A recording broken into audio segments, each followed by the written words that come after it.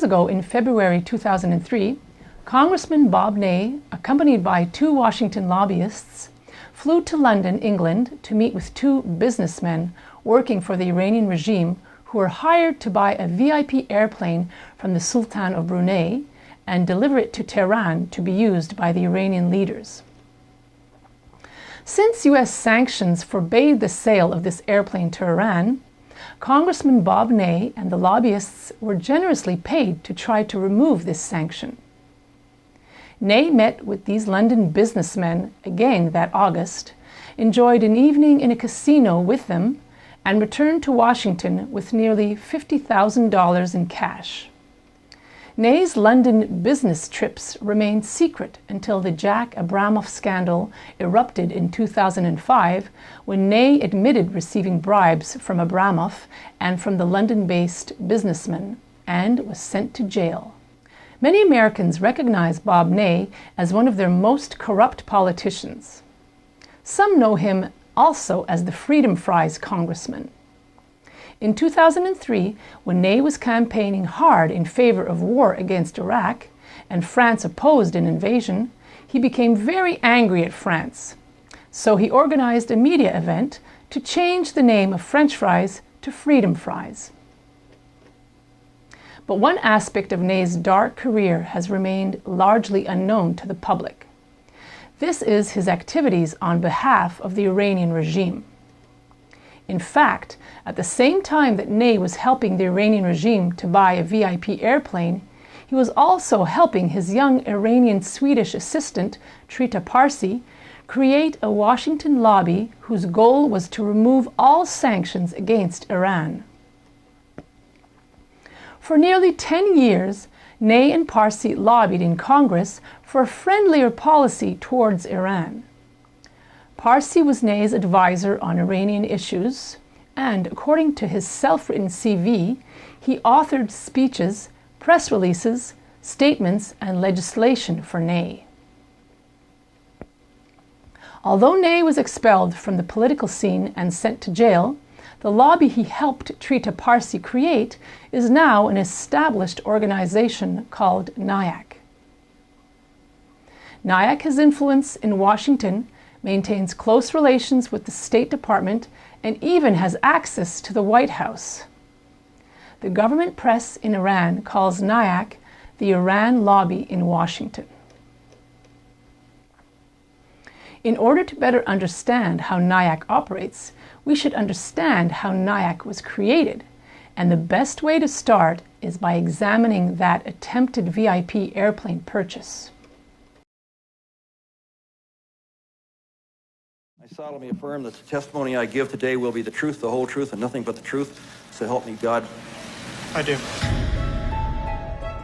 Jack Abramoff had all the tools in the lobby toolbox. He was the #1 lobbyist in Washington. Abramoff has admitted to bribing as many as 20 members of Congress.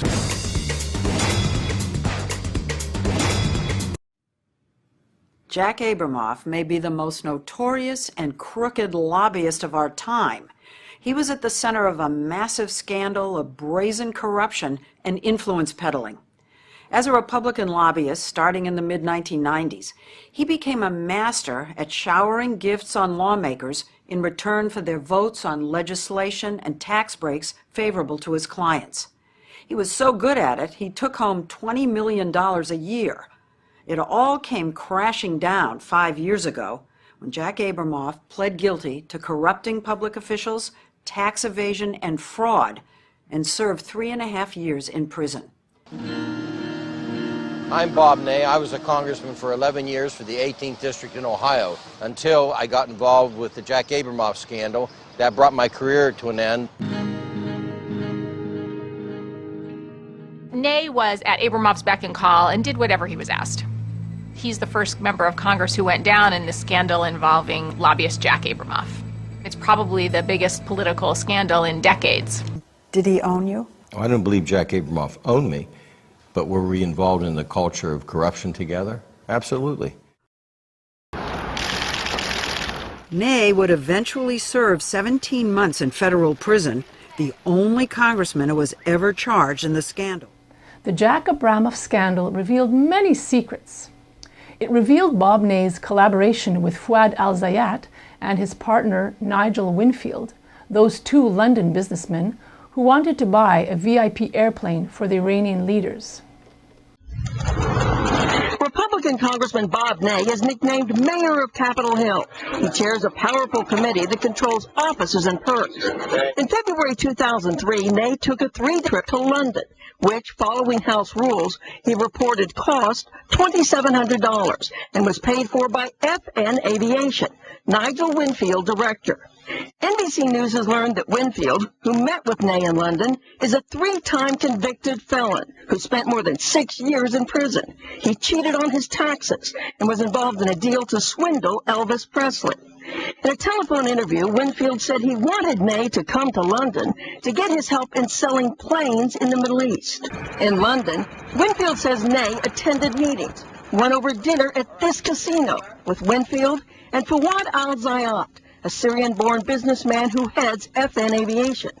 Zayat is one of London's biggest gamblers, betting hundreds of thousands of dollars on roulette in one sitting. Ney's indictment and his plea agreement in part concerned bribes he received from Fouad al-Zayat. Now, how did those two businessmen in London find Bob Ney in Washington?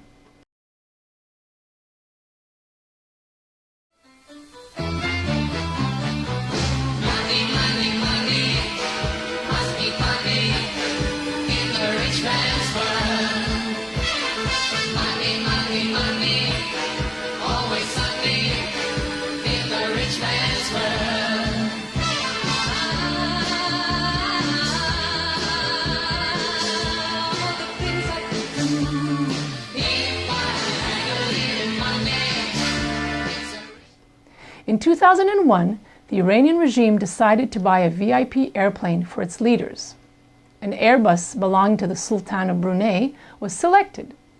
They hired Fouad al-Zayat, a Syrian-born businessman, and one of the most infamous gamblers in London, who had previously helped Iran buy arms as well as other items.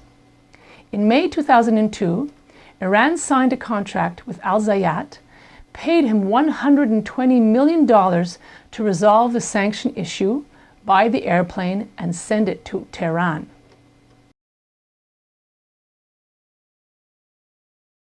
At the same time, in mid-2002, an Iranian-American lawyer returned to the U.S. from Tehran and talked with Roy Coffey, one of the most influential lobbyists in Washington, about the necessity to remove U.S. sanctions against Iran. Coffey and his assistant, Dave DiStefano, were close to Bob Ney and worked with him, so Coffey took the Iranian-American lawyer to meet with Ney. Let's hear from Coffey's letter to the Front Burner, a Dallas magazine, what resulted. Coffey wrote, "Back in the spring of summer of 2002, a good friend of mine from law school, Darius Bagai, had just returned from visiting relatives in Iran for the first time since his family left before the revolution.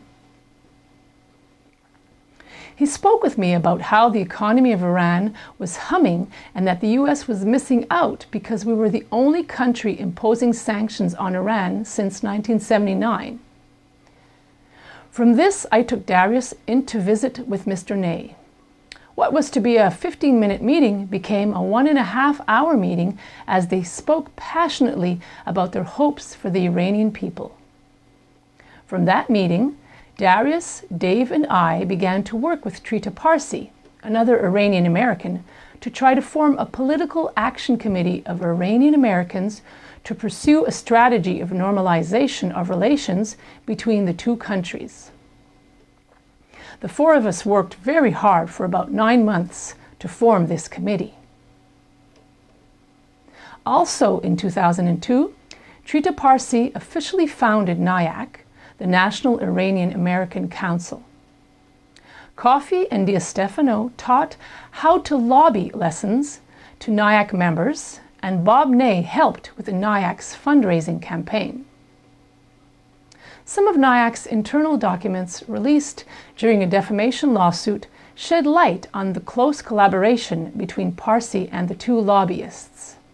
In a memo sent by Parsi to Roy Coffey, he explained just how they should partner with NIAC to lobby in Washington for the removal of Iranian sanctions. In outlining the goals of this lobby, he wrote, "Although the mission of the proposed lobby should be to improve relations between the U.S. and Iran and open up opportunities for trade, the initial targets should be less controversial issues such as visas and racial profiling discrimination. Despite its predominantly business-oriented constituency, it is essential that the lobby creates a human face for its aims and goals. The human element is essential both when it comes to attracting support among Iranian-Americans and when it comes to winning the debate and the votes on the Hill."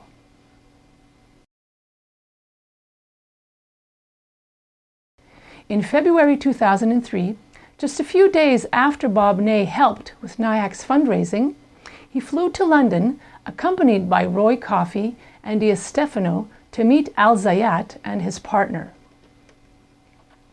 Together, they elaborated their plan to lobby in the Congress for the removal of sanctions against Iran.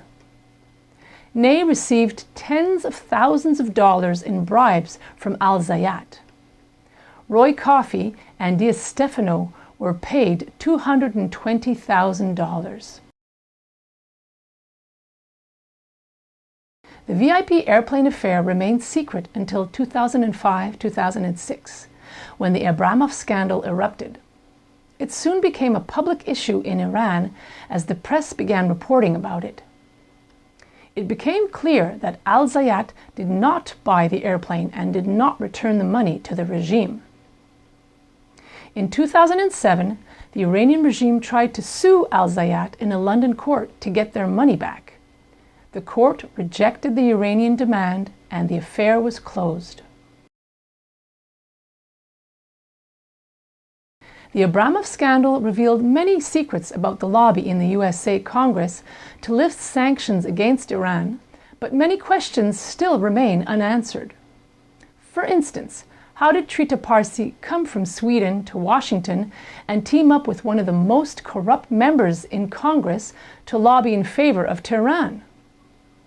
We will discuss as yet unanswered questions in future reports.